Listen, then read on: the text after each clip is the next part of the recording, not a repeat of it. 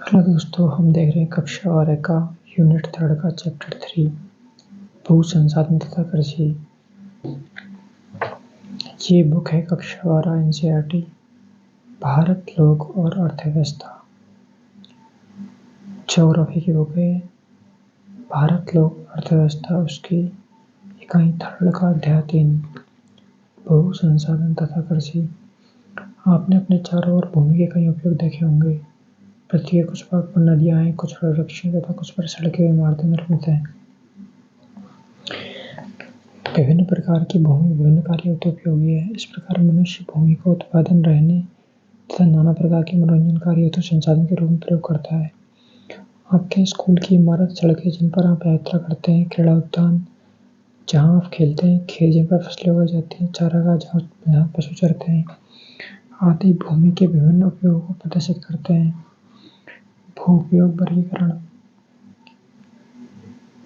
भू राजस्व विभाग भू उपयोग संबंधी अभिलेख रखता है।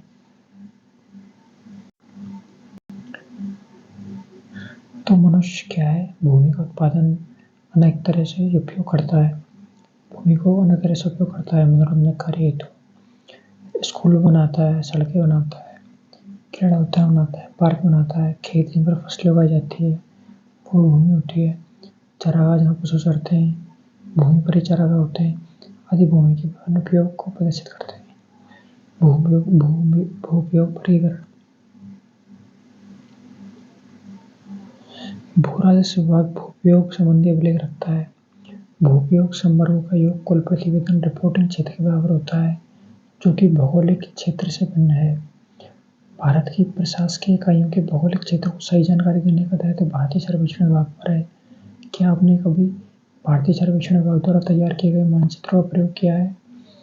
भू राजस्व तथा सर्वेक्षण विभाग दोनों में मूलभूत अंतर यह है कि भू राजस्व द्वारा प्रस्तुत क्षेत्रफल पत्रों के अनुसार रिपोर्टिंग क्षेत्र पर आधारित है, जो कि कम या अधिक हो सकता है। कुल भौगोलिक क्षेत्र भारतीय सर्वेक्षण विभाग के सर्वेक्षण का आधारित है तथा यह स्थायी है। आप भू उपयोग वर्गीकरण के विषय में सामाजिक विज्ञान की पुस्तक कक्षा 10 में पढ़ सकते हैं।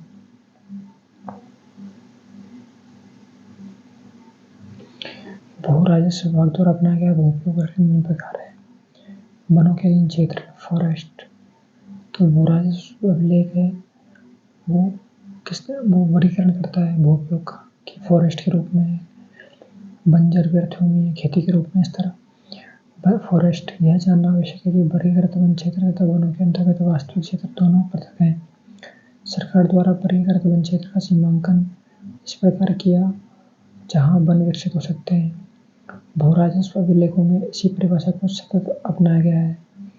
इस प्रकार इस संवर्ग के क्षेत्रफल में वृद्धि दर्ज हो सकती है, परंतु इसका अर्थ यह नहीं है कि यहाँ वास्तविक रूप से वन पाए जाएंगे। बंजर व व्यर्थ भूमि, बैरन एंड वेस्टलैंड्स, वह भूमि जो प्रचलित प्रौद्योगिकी की मदद से कृषि योग्य नहीं बनाई जा सकती, जैसे बंजर पहाड़ी भूभाग, मरुस्थल, खड्डा आदि को कृषि अयोग्य व्यर्थ भूमि वर्गीकृत किया गया है।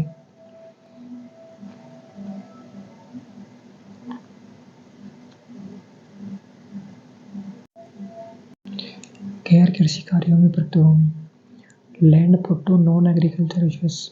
इस संवर्ग में बस्तियां, ग्रामीण व शहरी अवसंरचना, सड़कें, नहरें आदि उद्योग, दुकान आदि हेतु भू उपयोग सम्मिलित है।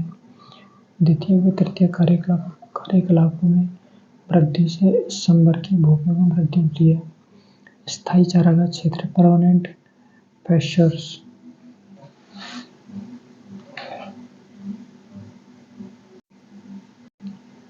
इस प्रकार की अधिकतर भूमि पर ग्राम पंचायत या सरकार का स्वामित्व होता है। इस भूमि का केवल एक छोटा भाग निजी स्वामित्व में होता है। ग्राम पंचायत के स्वामित्व वाली भूमि को साझा संपत्ति संसाधन कहा जाता है।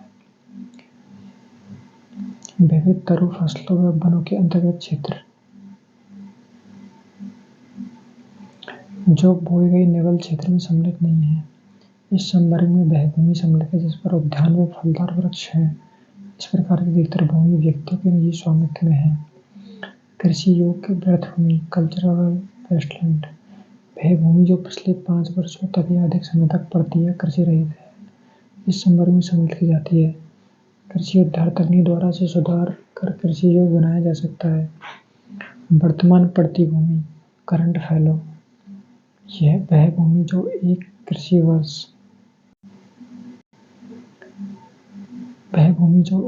वर्ष या उससे कम समय तक कृषि रहित रहती है, वर्तमान पड़ती भूमि कहलाती है। भूमि की गुणवत्ता बनाए रखने हेतु भूमि का पड़ती रखना एक सांस्कृतिक चलन है। इस विधि से भूमि की क्षण उर्वरकता या पौष्टिकता प्राकृतिक रूप से वापस आ जाती है। 6 नंबर, पुरातन पड़ती भूमि फैलो अदर देन करंट फैलो, यह भी कृषि योग्य भूमि है जो 1 वर्ष से अधिक लेकिन 5 वर्षों से कम समय तक कृषि रहित रहती है। अगर कोई भूभाग 5 वर्ष से अधिक समय तक कृषि रहित रहता है तो इसे कृषि योग्य व्यर्थ भूमि संवर्ग में सम्मिलित कर दिया जाता है। निबल बोया क्षेत्र,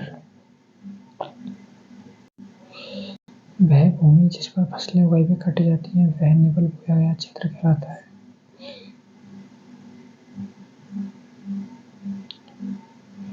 भारत में भू-उपयोग परिवर्तन, किसी क्षेत्र में भू-उपयोग अधिकतर वहाँ की आर्थिक क्रियाओं की प्रवृत्ति पर निर्भर है।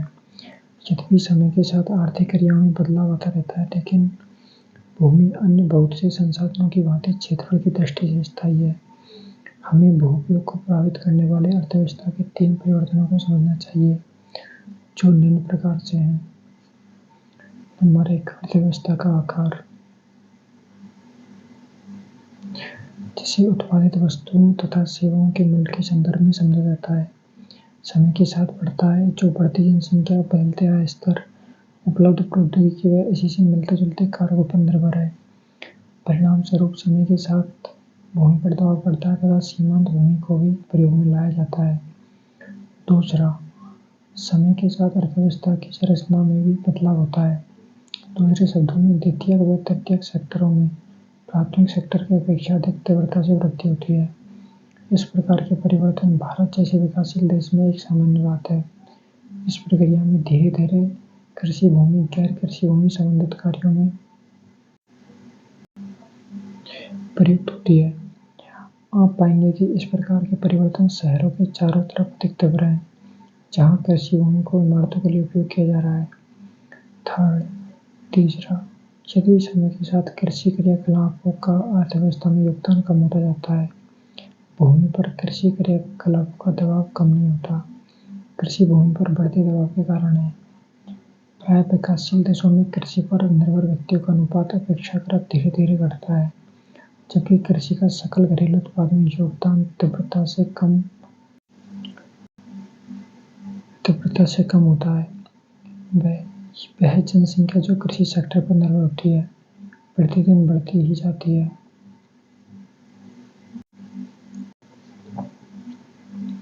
ये डायग्राम है।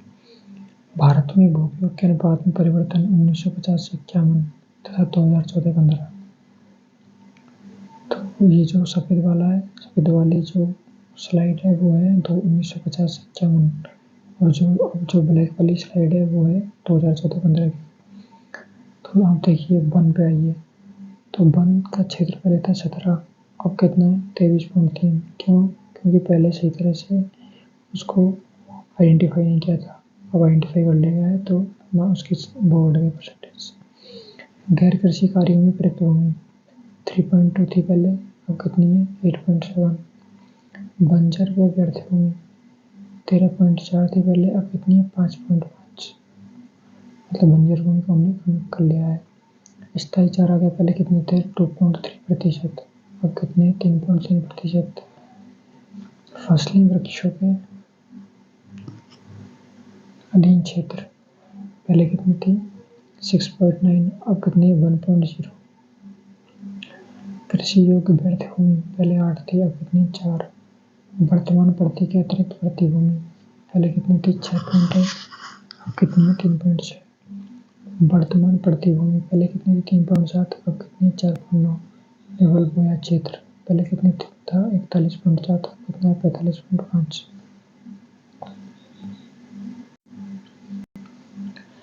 क्रियाकलाप वर्ष 1950 से 51 तथा 2014-15 में बदलते भू-उपयोग आंकड़ों का तुलनात्मक वर्णन करें। पिछले 4 या 5 दशकों में भारत की अर्थव्यवस्था में प्रमुख बदलाव आए हैं तथा इसने देश के भू-उपयोग परिवर्तन को प्रभावित किया है। वर्ष 1950-51 तथा 2014-15 के दौरान हुए इस परिवर्तन को चित्र 3.1 में दर्शाया गया है। इस आरेख को समझने में दो बातें ध्यान रखें। पहला, चित्र में प्रतिशत अभिलेख रिपोर्टिंग के संदर्भ में आकलित है। दूसरा, चूंकि रिपोर्टिंग क्षेत्र के कुछ वर्षों से अपेक्षाकृत स्थायी है, अतः एक संवर्ग में कमी प्राय दूसरे संवर्ग में वृद्धि दिखाती है। चित्र 3.1 से यह पता चलता है कि 4 संवर्गों में वृद्धि व 4 संवर्गों के अनुपात में कमी दर्ज की गई है।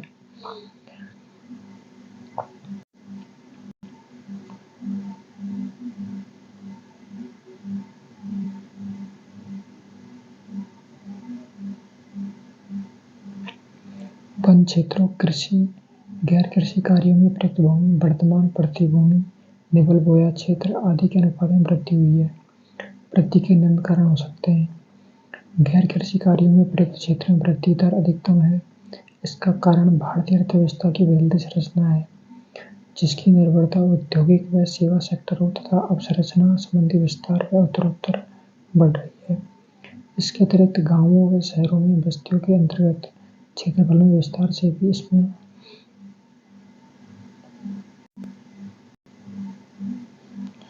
वृद्धि हुई है। अतः गैर कृषि कार्यों में प्रयुक्त भूमि का प्रसार कृषि योग्य व्यर्थ भूमि तथा कृषि भूमि की हानि पर हुआ है।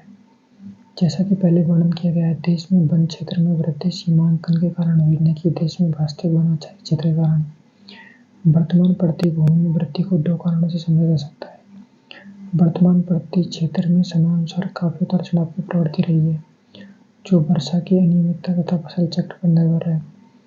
कृषि हेतु कृषि योग्य व्यर्थ भूमि के उपयोग के कारण निबल बोए गए क्षेत्र में वृद्धि एक वर्तमान घटना है। इससे पहले निबल बोए गए क्षेत्र में धीमी गति से हस्तांतरित किया जाता रहा। ऐसे संकेत हैं कि निबल बोए गए क्षेत्र में न्यूनता का कारण गैर कृषि कार्यों में प्रयुक्त भूमि के अनुपात में वृद्धि थी। अपने गांव या शहर में कृषि योग्य भूमि पर बढ़ते भवन निर्माण कार्यों के विषय में लिखें। वे 4 भू-उपयोग संवर्ग जिनमें क्षेत्रीय अनुपात में गिरावट आई है: बंजर व्यर्थ भूमि व कृषि योग्य व्यर्थ भूमि, चारागाहों तथा तरू फसलों के अंतर्गत क्षेत्र तथा पड़ती भूमि। इनके घटते क्रम की व्याख्या निम्न कारणों द्वारा की जा सकती है। समय के साथ जैसे जैसे कृषि तथा गैर कृषि कार्य हेतु भूमि पर दबाव बढ़ा, वैसे वैसे व्यर्थ एवं कृषि योग्य व्यर्थ भूमि समयानुसार कमी इसकी साक्षी है। चारागाह भूमि में कमी का कारण कृषि भूमि पर बढ़ता दबाव है। साझी चारागाहों पर गैर कानूनी तरीकों से कृषि विस्तार इसकी न्यूनता का मुख्य कारण है।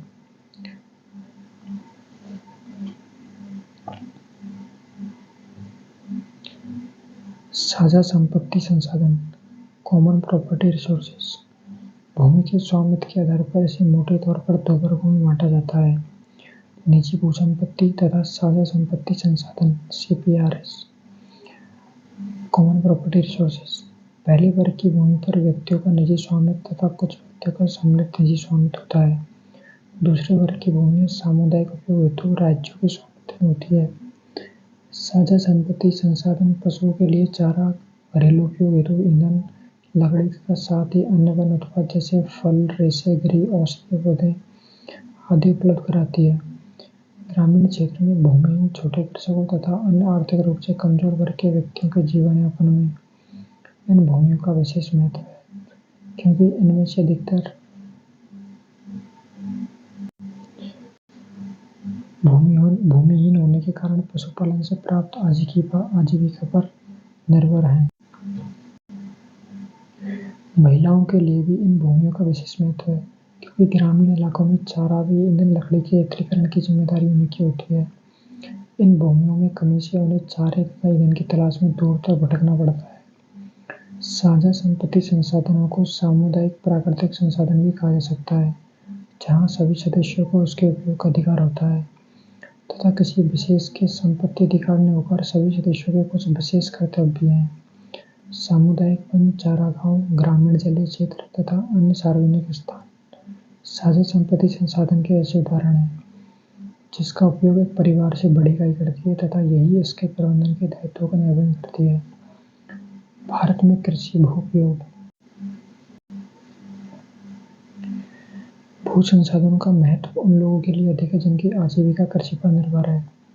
फर्स्ट, द्वितीयक व तृतीयक आर्थिक क्रियाओं की अपेक्षा कृषि पूर्णतः भूमि पर आधारित है। अन्य शब्दों में कृषि उत्पादन में भूमि का योगदान अन्य सेक्टरों में इसके योगदान से अधिक है। अतः ग्रामीण क्षेत्रों में भूमिहीनता प्रत्यक्ष रूप से वहाँ की गरीबी से संबंधित है। भूमि की गुणवत्ता कृषि उत्पादकता को प्रभावित करती है, जो अन्य कार्यों में नहीं है। ग्रामीण क्षेत्रों में भू स्वामित्व का आर्थिक मूल्य के अतिरिक्त सामाजिक मूल्य भी है तथा प्राकृतिक आपदाओं या निजी विपत्ति में एक सुरक्षा की भांति कार्य करती है। समस्त कृषि भूमि संसाधनों का अनुमान अर्थात समस्त कृषि योग्य भूमि, निवल बोया गया क्षेत्र तथा सभी प्रकार की प्रतिभूमि और कृषि योग्य व्यर्थ भूमियों के योग से लगाया जा सकता है। तालिका 3.1 से यह निष्कर्ष निकलता है कि पिछले वर्षों से समस्त रिपोर्टिंग क्षेत्र से कृषि भूमि का प्रतिशत कम हुआ है। कृषि योग्य व्यर्थ भूमि संभरण में कमी के बावजूद कृषि योग्य भूमि में कमी आई है। उपरोक्त वर्णन से यह स्पष्ट है कि भारत में निवल बोए गए क्षेत्र में बढ़ोतरी की संभावनाएं सीमित है। अतः भूमि बचत प्रौद्योगिकी विकसित करना आज अत्यंत आवश्यक है।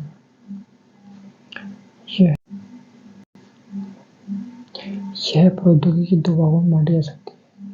पहली वह जो प्रति इकाई भूमि फसल विशेष की उत्पादकता बढ़ाए तथा दूसरी वह प्रौद्योगिकी जो एक कृषि वर्ष में गहन भू उपयोग से सभी फसलों का उत्पादन बढ़ाए।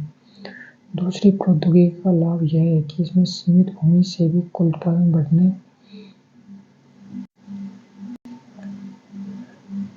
बढ़ने के साथ श्रमिकों की मांग पर्याप्त रूप से बढ़ती है। भारत जैसे देश में भूमि की कमी तथा श्रम की अधिकता है। ऐसी स्थिति में फसल सघनता की आवश्यकता को केवल भू उपयोग हेतु वांछित है, अपितु ग्रामीण क्षेत्रों में बेरोजगारी जैसे आर्थिक समस्या को भी कम करने के लिए आवश्यक है। फसल गहनता की गणना निम्न प्रकार से की जाती है। कृषि गहनता अर्थात सकल बोया गया क्षेत्र अपॉन निवल बोया गया क्षेत्र गुणा 100। भारत में फसल ऋतुएं हमारे देश के उत्तरी व आंतरिक भागों में 3 प्रमुख फसल ऋतुएं हैं, खरीफ, रबी व जायद के नाम से जानी जाती है।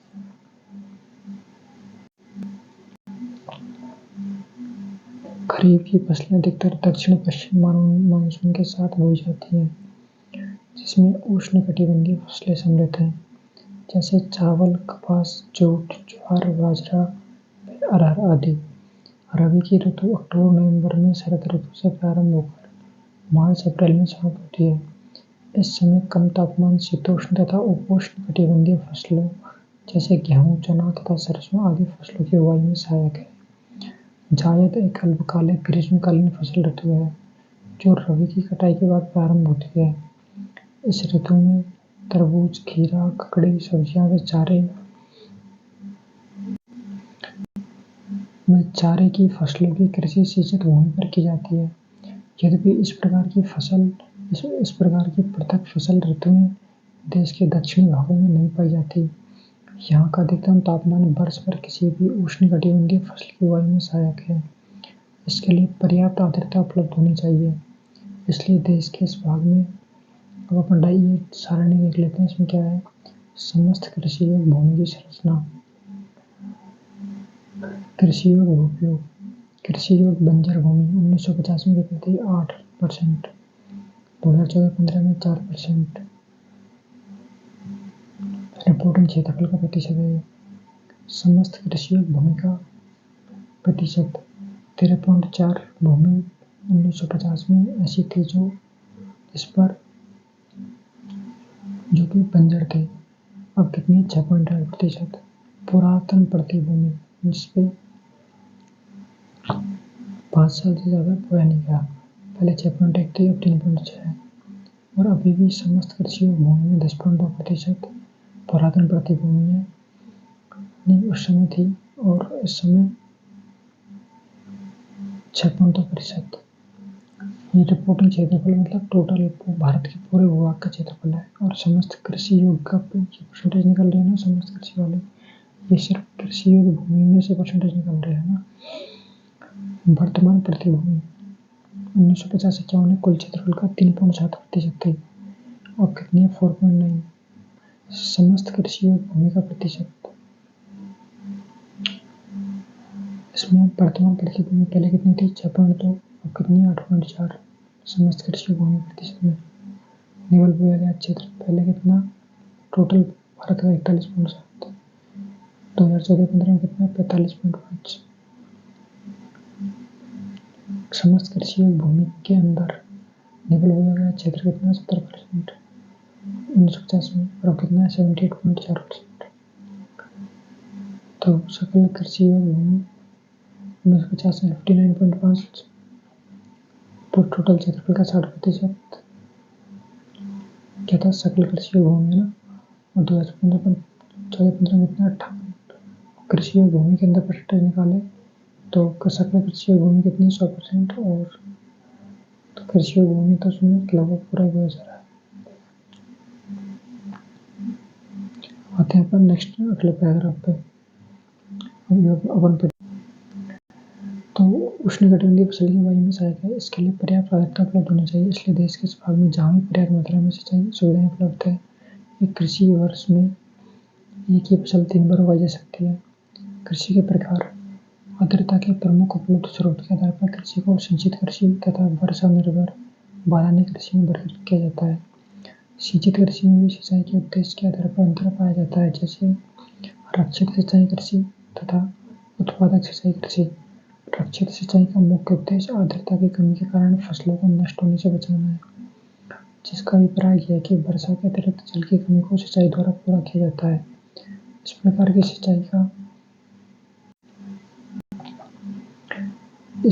सिंचाई का उद्देश्य अधिकतम क्षेत्र की पर्याप्त आर्द्रता उपलब्ध कराना है। उत्पादक सिंचाई का उद्देश्य फसलों को पर्याप्त मात्रा में पानी उपलब्ध करवाना है। भारतीय कृषि ऋतु तालिका 3.2। कृषि ऋतु खरीफ, रबी, जायद। खरीफ है जून से सितंबर। उत्तरी भारत राज्यों में चावल, कपास, बाजरा, मक्का, ज्वार, अरहर। दक्षिण राज्यों में चावल, मक्का, रागी, ज्वार तथा मूंगफली खरीफ में। अब रबी अक्टूबर से मार्च। उत्तरी भारत में क्या उगाया जाता है गेहूं, चना, तोरई, सरसों। दक्षिणी राज्य में क्या उगाया जाता है रबी अक्टूबर से मार्च के टाइम पे चावल, मक्का, रागी, मूंगफली। कृषि ऋतु जायद अप्रैल से जून। उत्तर भारत में क्या उगाया जाता है वनस्पति, सब्जियां, फल, चारा फसलें। दक्षिणी राज्य में क्या हो जाता है चावल, सब्जियां, चारा फसलें। तो सिंचाई द्वारा जल उपलब्ध कराकर अधिकतम उत्पादन प्राप्त करना होता है। उत्पादक सिंचाई में जल निवेश की मात्रा रक्षित सिंचाई की अपेक्षा अधिक होती है। वर्षा निर्भर कृषि ऋतु में उपलब्ध आर्द्रता मात्रा के आधार पर दो वर्गों शुष्क भूमि कृषि तथा आर्द्र भूमि कृषि में बांटी जाती है। भारत में शुष्क भूमि खेती मुख्यतः उन प्रदेशों तक सीमित है जहाँ वार्षिक वर्षा 75 सेंटीमीटर से कम है। इन क्षेत्रों में शुष्कता को सहने में सक्षम फसलें जैसे रागी, बाजरा, मूंग, चना तथा ग्वार, चारा फसलें आदि उगाई जाती है तथा इन क्षेत्रों में आर्द्रता संरक्षण तथा वर्षा जल के प्रयोग की अनेक विधियां अपनाई जाती हैं। आर्द्र कृषि क्षेत्रों में वर्षा ऋतु के अंतर्गत वर्षा जल पौधों की जरूरत से अधिक होता है। ये प्रदेश बाढ़ तथा मृदा अपरदन का सामना करते हैं। इन क्षेत्रों में वे फसलें उगाई जाती हैं जिन्हें पानी की अधिक मात्रा में आवश्यकता होती है, जैसे चावल, जूट, गन्ना आदि।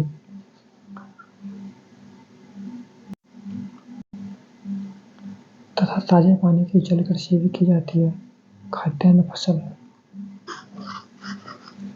भारतीय कृषि अर्थव्यवस्था में खाद्यान्नों की महत्ता को इस तथ्य से मापा जा सकता है कि देश के समस्त हुए क्षेत्र के 2/3 भाग पर खाद्यान्न फसलें उगाई जाती हैं। देश के सभी भागों में खाद्यान्न फसलें प्रमुख है, भले ही वहाँ जीविका निर्वाह अर्थव्यवस्था या व्यापारिक कृषि अर्थव्यवस्था हो। अनाज की संरचना के आधार पर खाद्यान्नों को अनाज तथा दालों में वर्गीकृत किया जाता है। अनाज भारत में कुल बोए क्षेत्र का लगभग 54% भाग पर अनाज बोया जाता है। भारत विश्व का लगभग 11% अनाज उत्पन्न करके अमेरिका व चीन के बाद तीसरे स्थान पर है।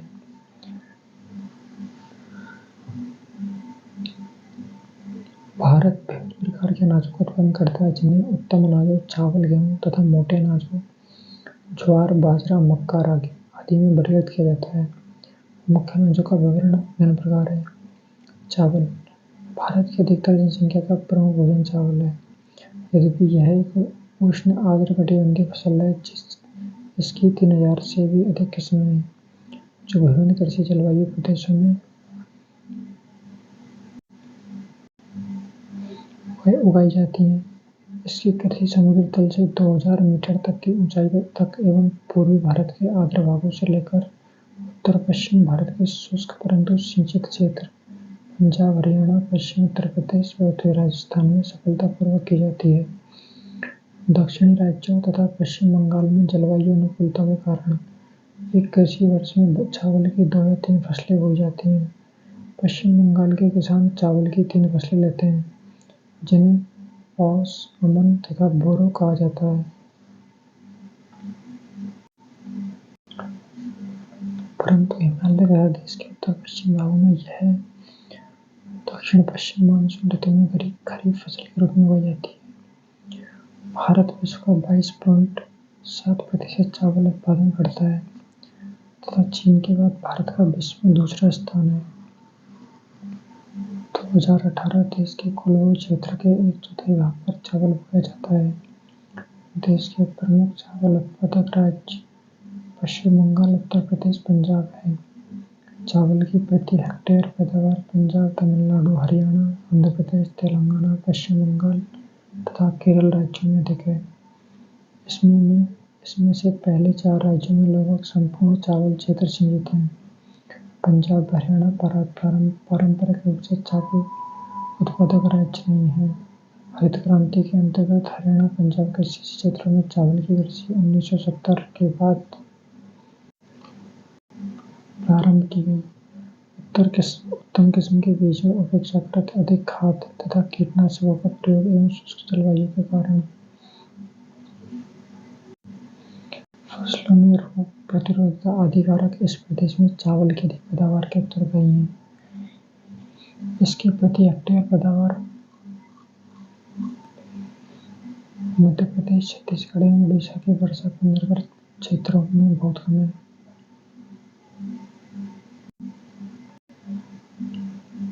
ये डायग्राम है कि भारत में चावल के प्रमुख क्षेत्र कहाँ पे ज़्यादा बोई जाती है, गौण क्षेत्र जहाँ पे कम बोई जाती है। तो बीच का भारत छोड़ दो थोड़ा सा, बाकी साइड में तमिलनाडु, उड़ीसा यहाँ पे ज़्यादा बोया जाता है, बाकी पश्चिम की तरफ कम बोया जाता है, गौण क्षेत्र है। बाकी झारखंड, छत्तीसगढ़, असम, उत्तर प्रदेश, मध्य प्रदेश का थोड़ा सा हिस्सा, इन सब में चावल जाता है और गौण क्षेत्र राजस्थान तक है जहाँ पे कम मात्रा में हो जाता है।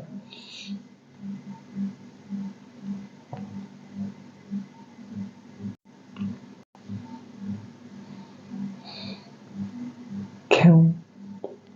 भारत में चावल के पश्चात गेहूं दूसरा प्रमुख अनाज है। भारत विश्व का 12.8% गेहूं उत्पादन करता है। 2017 की रिपोर्ट के अनुसार यह मुख्यतः शीतोष्णकटिबंधीय फसल है अतः शरद तथा रबी ऋतु में बोया जाता है।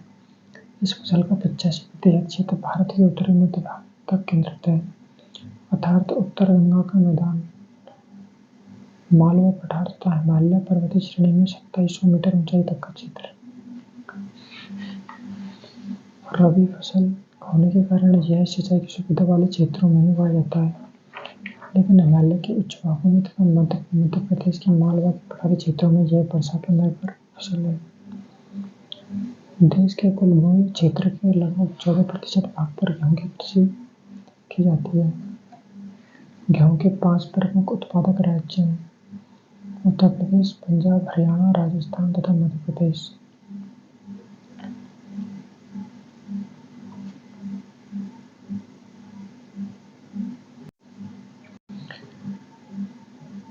पंजाब व हरियाणा में गेहूं की उत्पादकता 4000 किलोग्राम प्रति हेक्टेयर से अधिक है, जबकि उत्तर प्रदेश, राजस्थान व बिहार में प्रति हेक्टेयर पैदावार मध्यम स्तर की है। मध्य प्रदेश, हिमाचल प्रदेश तथा जम्मू कश्मीर में गेहूं की कृषि वर्षा आधारित है तथा उत्पादकता कम है।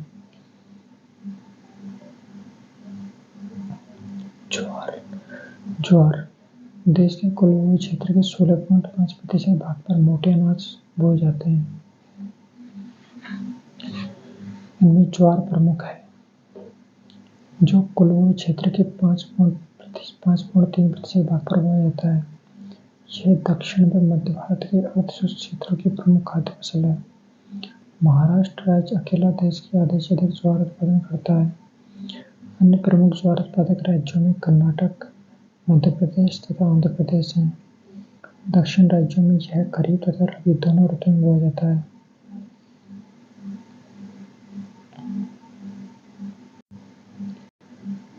परंतु उत्तर भारत में यह खरीफ की फसल है तथा मुख्यतः चारा फसल के रूप में उगाई जाती है। विंध्याचल के दक्षिण में यह वर्षा आधारित फसल है तथा यहाँ इसकी उत्पादकता कम है। बाजरा भारत के पश्चिम तथा उत्तर पश्चिम भागों में गर्म तथा शुष्क जलवायु में बाजरा उगाया जाता है। यह फसल इस क्षेत्र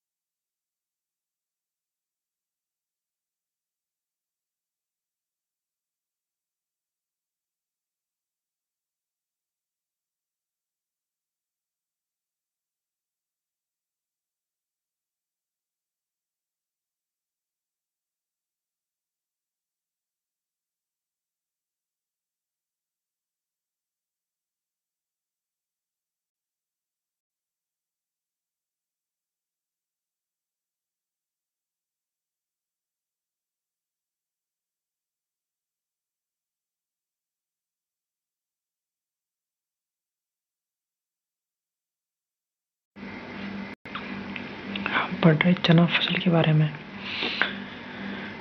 तो चना की फसल को सफलतापूर्वक उगाने के लिए वर्षा की केवल एक या दो हल्की बौछारों या एक या दो बार सिंचाई की आवश्यकता होती है। हरियाणा, पंजाब तथा उत्तरी राजस्थान में हरित क्रांति की शुरुआत से चने की फसलों में क्षेत्रों में कमी आई है तथा इसके स्थान पर गेहूं की फसल बोई जाती है। अब देश के कुल बोए क्षेत्र के केवल 2.8% भाग पर ही चने की खेती को की जाती है। इस फसल के प्रमुख उत्पादक राज्य मध्य प्रदेश, उत्तर प्रदेश, महाराष्ट्र, आंध्र प्रदेश, तेलंगाना तथा राजस्थान है। इसकी उत्पादकता कम है तथा सिंचित क्षेत्रों में भी इसकी उत्पादकता में एक वर्ष से दूसरे वर्ष के बीच उतार चढ़ाव पाया जाता है। अरहर, तुर यह देश की दूसरी प्रमुख दाल फसल है। इसे लाल चना तथा पिजन पी के नाम से भी जाना जाता है। यह देश के मध्य तथा सीमांत क्षेत्रों पर बोई जाती है। भारत के कुल बोए गए क्षेत्र के लगभग 2% भाग पर इसकी खेती की जाती है। देश के अरहर का कुल उत्पादन का लगभग 1/3 भाग के लिए महाराष्ट्र में से आता है। अन्य प्रमुख उत्पादक राज्य उत्तर प्रदेश, कर्नाटक, गुजरात तथा मध्य प्रदेश हैं। इस फसल की प्रति हेक्टेयर उत्पादकता कम तथा अनियमित है। तिलहन, खाद्य तेल निकालने के लिए तिलहन की खेती की जाती है।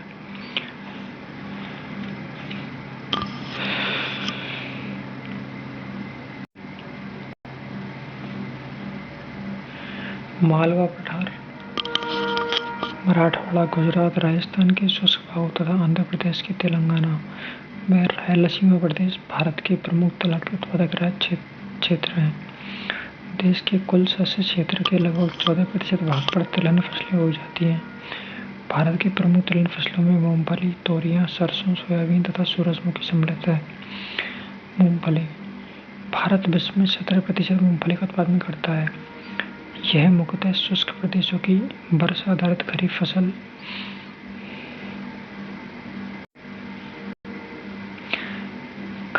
है, परंतु दक्षिण भारत में यह रबी ऋतु में बोई जाती है। यह देश के कुल शस्य क्षेत्र के 3.6% क्षेत्रफल फैली है। गुजरात, तमिलनाडु, आंध्र प्रदेश, कर्नाटक तथा महाराष्ट्र इसके अग्रणी उत्पादक राज्य हैं।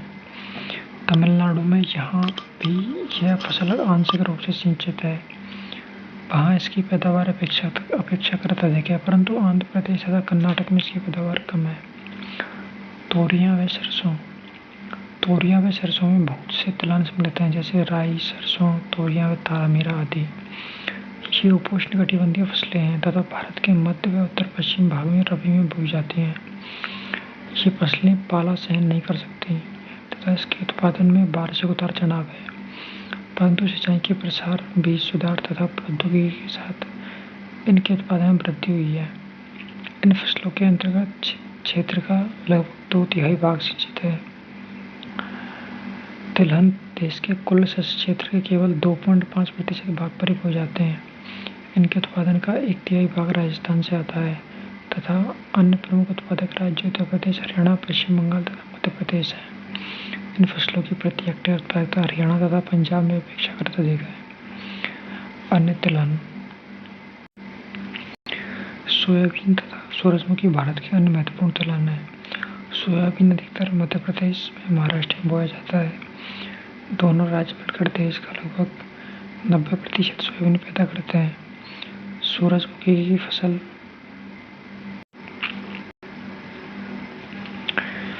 तो अन्य तिलहन कौन सी है? सोयाबीन तथा सूरजमुखी। तो सोयाबीन अधिकतर मध्य प्रदेश, महाराष्ट्र में बोया जाता है। दोनों राज्य मिलकर देश का लगभग 90% सोयाबीन पैदा करते हैं। सूरजमुखी की फसल का स्थानांतरण कर्नाटक, आंध्र प्रदेश तथा इससे जुड़े हुए महाराष्ट्र के भागों में है। देश के उत्तरी भागों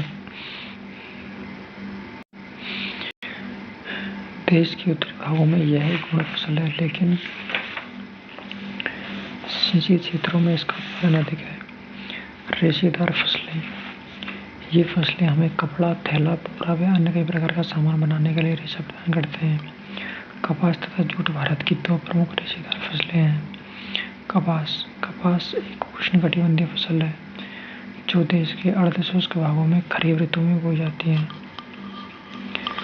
देश विभाजन के समय भारत का बहुत बड़ा कपास उत्पादक क्षेत्र पाकिस्तान में चला गया।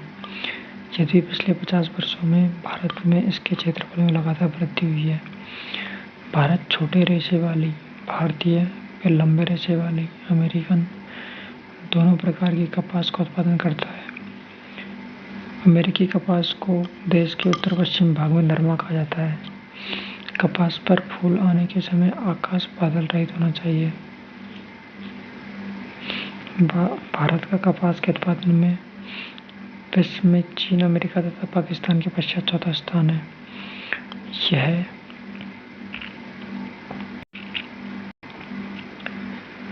लेकिन इस समय भारत का दूसरा स्थान है चीन के बाद। देश के समस्त भूमि क्षेत्र के 4.7% क्षेत्र पर कपास बोया जाता है। कपास के 3 प्रमुख उत्पादक क्षेत्र हैं, जिसमें उत्तर पश्चिम भारत में पंजाब, हरियाणा तथा उत्तरी राजस्थान, पश्चिम में गुजरात तथा महाराष्ट्र तथा दक्षिण में तेलंगाना, कर्नाटक व तमिलनाडु के पठारी भाग सम्मिलित हैं। कपास के अग्रणी उत्पादक राज्य गुजरात, महाराष्ट्र, तेलंगाना, आंध्र प्रदेश, पंजाब तथा हरियाणा हैं। देश के उत्तर पश्चिम सिंचाई सुविधा वाले भागों में कपास का प्रति हेक्टेयर उत्पादन अधिक है। इसका उत्पादन महाराष्ट्र के वर्षा पर निर्भर क्षेत्रों में बहुत कम है। जूट का प्रयोग मोटे वस्त्र, थैला, बोरे व अन्य सजावटी सामान बनाने में किया जाता है। यह पश्चिम बंगाल तथा इससे संस्पर्शी पूर्वी भागों की एक व्यापारिक फसल है। विभाजन के दौरान देश का विशाल जूट उत्पादक क्षेत्र पूर्वी पाकिस्तान, बांग्लादेश में चला गया।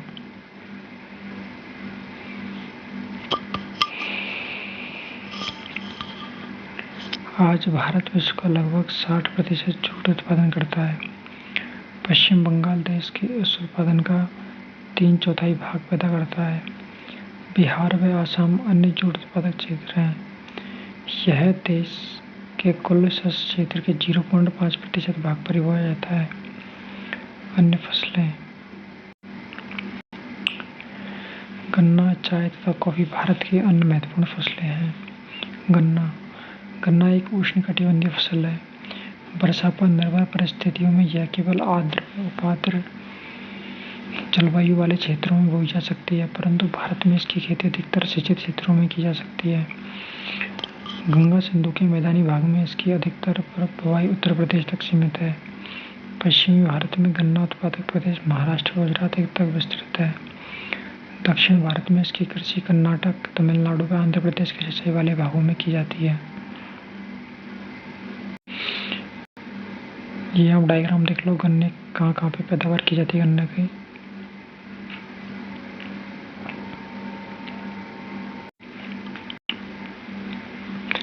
ब्राजील के बाद भारत दूसरा बड़ा गन्ना उत्पादक देश था 2018 में।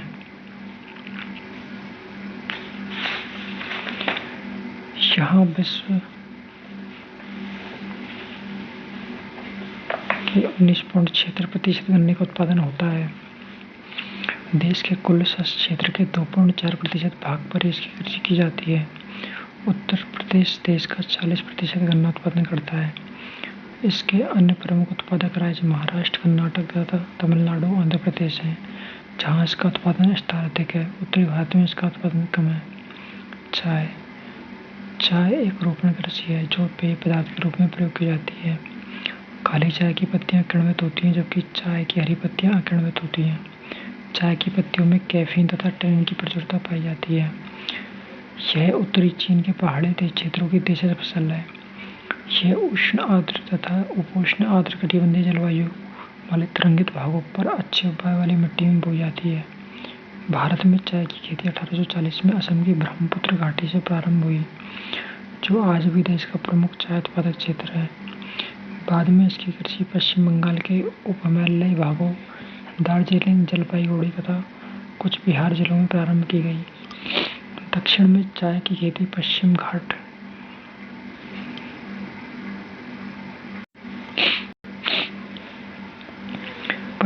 की नीलगिरी तथा इलायची की पहाड़ियों के निचले ढालों पर की जाती है। भारत चाय का अग्रणी उत्पादक देश है तथा विश्व का लगभग 21.22% चाय उत्पादन करता है। अंतर्राष्ट्रीय बाजार में भारतीय चाय का भाग घटा है। चाय निर्यातक देशों में भारत का चीन के पश्चात विश्व में दूसरा स्थान है। 2018 के अनुसार असम के कुल शस्य क्षेत्र के 53.2% भाग पर चाय की कृषि की जाती है तथा देश के कुल उत्पादन में आधे से अधिक भाग असम में पैदा होता है। चाय के अन्य महत्वपूर्ण उत्पादक राज्य पश्चिम बंगाल व तमिलनाडु है। कॉफी एक उष्णकटिबंधीय रोपण कृषि है। इसके बीजों को भूनकर पीसा जाता है तथा एक पेय के रूप में प्रयोग किया जाता है। कॉफी की 3 किस्में हैं, अरेबिका, रोबस्टा व लिबेरिका। भारत अधिकतर उत्तम किस्म की अरेबिका कॉफी का उत्पादन करता है, जिसकी अंतर्राष्ट्रीय बाजार में बहुत मांग है, परंतु भारत में विश्व का केवल 4.3% कॉफी का उत्पादन होता है। ब्राजील, वियतनाम, कोलंबिया, इंडोनेशिया तथा मेक्सिको के बाद भारत का विश्व में 6वां स्थान है। कर्नाटक, केरल व तमिलनाडु में पश्चिमी घाट की उच्चभूमि पर इसकी कृषि की जाती है। देश के समस्त कॉफी उत्पादन का 2/3 से अधिक भाग अकेले कर्नाटक राज्य से आता है। भारत में कृषि विकास।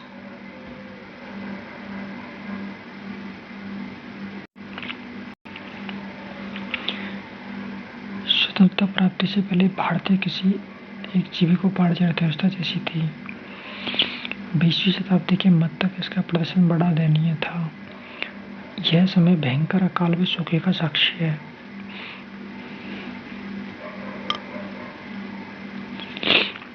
देश विभाजन के दौरान लगभग 1/3 सिंचित भूमि पाकिस्तान में चली गई। परिणाम स्वरूप स्वतंत्र भारत में सिंचित क्षेत्र का अनुपात कम रह गया।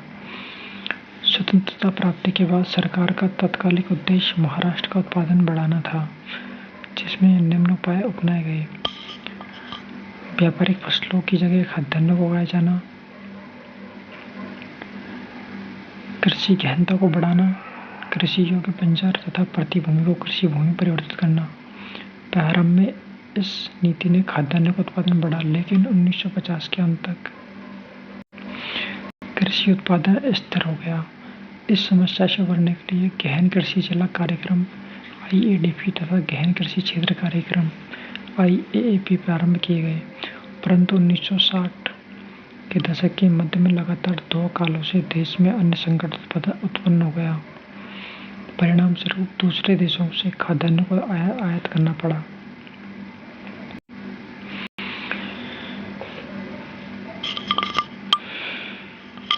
$1960 के दशक के मध्य में गेहूं, मेक्सिको तथा चावल, फिलिपींस की किस्में जो अधिक उत्पादन देने वाली नई किस्में थी, कृषि के लिए उपलब्ध हुई। भारत ने इसका लाभ उठाया तथा पैकेज प्रौद्योगिकी के रूप में पंजाब, हरियाणा, पश्चिम उत्तर प्रदेश, आंध्र प्रदेश तथा गुजरात की सिंचाई सुविधा वाले क्षेत्रों में रासायनिक खाद के साथ इन उच्च पात्रता की किस्में हाइब्रिड HYV को अपनाया।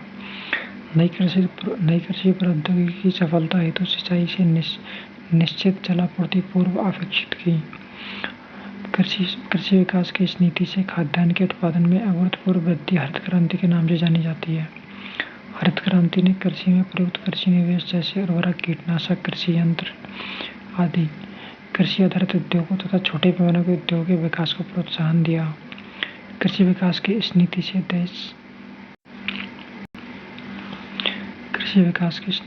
देश खाद्यान्नों के उत्पादन में आत्मनिर्भर हुआ, लेकिन प्रारंभ में हरित क्रांति देश के सिंचित भागों तक ही सीमित थी। फलस्वरूप कृषि विकास में प्रादेशिक असमानता बढ़ी। ऐसा 1970 के दशक के अंत तक रहा तथा 1980 के आरंभ इसके पश्चात यह प्रौद्योगिकी मध्य भारत तथा पूर्वी भारत के भागों में फैली। 1980 के दशक में भारतीय योजना आयोग ने वर्षा आधारित क्षेत्रों की कृषि समस्याओं पर ध्यान दिया। योजना आयोग ने 1988 में कृषि विकास में प्रादेशिक संतुलन को प्रोत्साहित करने हेतु कृषि जलवायु नियोजन प्रारंभ किया। इसने कृषि, पशुपालन तथा जल कृषि को विकास हेतु संसाधनों के विकास पर भी बल दिया। 1990 के दशक की उदारीकरण नीति तथा उन्मुक्त बाजार अर्थव्यवस्था ने भारतीय कृषि विकास को भी प्रभावित किया। ग्रामीण अवसंरचना विकास में कमी, फसलों के समर्थन मूल्य तथा बीजों, कीटनाशकों पर छूट में कटौती तथा ग्रामीण ऋण उपलब्धता में रुकावटें अंतर प्रादेशिक तथा अंतर व्यक्तिक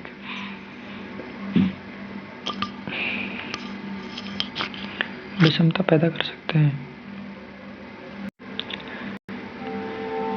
सतत कृषि के लिए राष्ट्रीय मिशन NMSA सतत कृषि के लिए राष्ट्रीय मिशन कृषि को अधिक विशिष्ट, स्थायी, पारिश्रमिक तथा और जलवायु के अनुकूल बनाने के लिए स्थान विशिष्ट एकीकृत समग्र कृषि प्रणालियों को बढ़ावा देकर और उपयुक्त मिट्टी और नमी संरक्षण उपायों के माध्यम से प्राकृतिक संसाधनों का संरक्षण करना है। सरकार परंपरागत कृषि विकास योजना PKVY और राष्ट्रीय कृषि विकास योजना RKVY जैसी योजनाओं के माध्यम से देश में जैविक खेती को बढ़ावा दे रही है। कृषि उत्पादन में वृद्धि तथा प्रौद्योगिकी का विकास। पिछले 50 वर्षों में कृषि उत्पादन तथा प्रौद्योगिकी में उल्लेखनीय बढ़ोतरी हुई है। बहुत सी फसलों जैसे चावल तथा गेहूं के उत्पादन तथा पैदावार में प्रभावशाली वृद्धि हुई है। अन्य फसलों प्रमुखतः गन्ना, तिलहन तथा कपास के उत्पादन में प्रशंसनीय वृद्धि हुई है। सिंचाई के प्रसार ने देश के कृषि उत्पादन बढ़ाने में महत्वपूर्ण भूमिका निभाई है। इसने आधुनिक कृषि पर प्रौद्योगिकी जैसे बीजों की उत्तम किस्में, रासायनिक खादों, कीटनाशकों तथा मशीनरी के प्रयोग के लिए आधार प्रदान किया है। भारत का किसान पोर्टल। कृषि से संबंधित किसी भी जानकारी की तलाश के लिए किसान पोर्टल किसानों के लिए एक मंच है। किसानों के बीमा, कृषि भंडारण, फसलों विस्तार गतिविधियों, बीजों, कीटनाशकों, कृषि मशीनरी आदि पर विस्तृत जानकारी प्रदान की जाती है। उर्वरकों, बाजार मूल्य, पैकेज और प्रथाओं, कार्यक्रम, कल्याणकारी योजनाओं के विवरण भी दिए गए हैं। मिट्टी की उर्वरता भंडारण, बीमा से संबंधित ब्लॉक स्तर का विवरण, प्रशिक्षण आदि एक इंटरैक्टिव मानचित्र में उपलब्ध है। उपयोगकर्ता फॉर्म फ्रेंडली हैंडबुक, योजना, दिशा निर्देश आदि भी डाउनलोड कर सकते हैं। रोटोटिलर यह अत्याधुनिक कृषि उपकरण है। देश के विभिन्न क्षेत्रों में आधुनिक कृषि प्रौद्योगिकी का प्रसार तीव्रता से हुआ है। पिछले 40 वर्षों में रासायनिक उर्वरकों की खपत में भी 15 गुना वृद्धि हुई है। चूंकि उत्तम बीज की किस्मों में कीट प्रतिरोधक क्षमता कम है, अतः देश में 1960 के दशक से कीटनाशकों की खपत में भी महत्वपूर्ण वृद्धि हुई है। भारतीय कृषि की समस्याएं।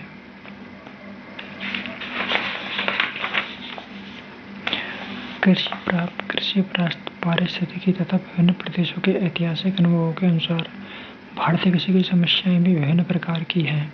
अतः देश की अधिकतर कृषि समस्याएं प्रादेशिक हैं, तथापि कुछ समस्याएं सर्वव्यापी हैं, जिसमें भौतिक बाधाओं से लेकर संस्थागत अवरोध शामिल हैं। इन समस्याओं का विवरण निम्न प्रकार है।